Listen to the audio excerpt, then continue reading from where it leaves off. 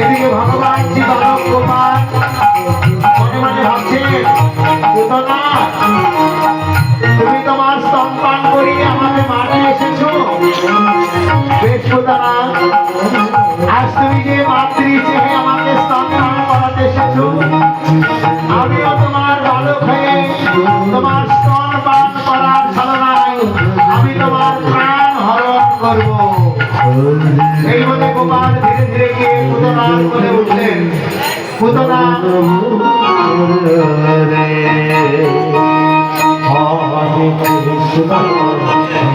শিশু বালককে